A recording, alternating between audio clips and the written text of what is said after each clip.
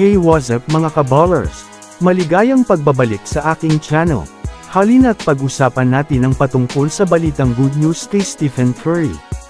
Alamin, at ang balitang Lakers biglang sinwert sa Kings. Tara na't pag-usapan natin yan dito sa Basketball Hotshots.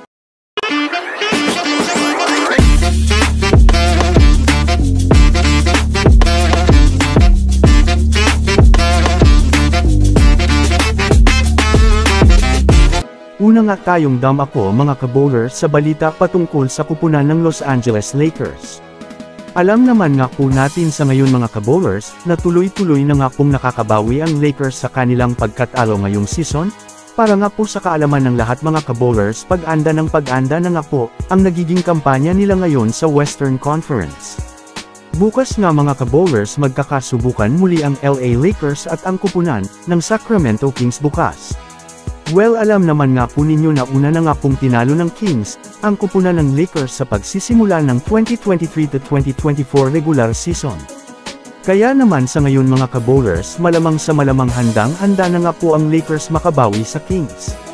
Kung susumadahin nga natin mga kabowlers, isa nga po sa naging rason ng Lakers, matapos silang matalo ng Kings ay hindi pa nila nagagamay masyado ang kanilang rotation, at ang kanilang chemistry. Ngunit sa ngayon mga kabowlers, kung mapapanood nga natin ang mga nagiging laro ng Lakers, ay unti-unti na nga pong naisasaayos ito. Samahan mo pa mga kabowlers nang gaganapin na ang laro sa Crypto.com Arena sa Los Angeles. Kaya naman isa pa nga ito mga kabowlers sa advantage ng Lakers sa Kings.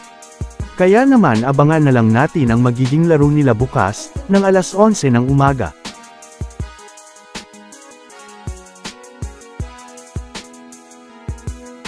Samantala ako naman tayo ngayon mga kabowlers sa balita patungkol sa superstar na si Stephen Curry.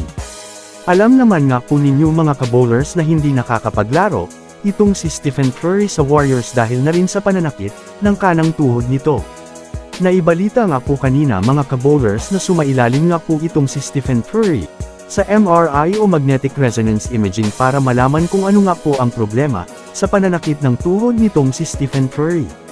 Ngunit ayon nga sa pinakabagong impormasyon na lumabas ngayon mga kabowlers, galing sa Warriors insider na si Anthony Slater, sinabi ni Steve Kerr na mayroong magandang balita sa Steph Curry MRI, at sinabi niya rin mga kabowlers na hindi na daw magtatagal ang pahinga nito ni Stephen Curry at makakapaglaro na rin. Kung susumadahin natin, kailangan nga talaga ng Warriors itong si Stephen Curry dahil sa ito nga ang kanilang number 1 offense at isa sa mga bumubuhat sa kanila, kaya dapat nga talagang makabalik na rin si Stephen Curry sa kanilang mga susunod na laro. So that's it for today's video mga kaballers. Yan lang ang ating pag-uusapan sa ngayon. Pindutin na ang subscribe and hit nyo na rin ang notification bell para sa mga susunod na updates sa mundo ng basketball. Again, this is Basketball Hotshots. Thanks for watching.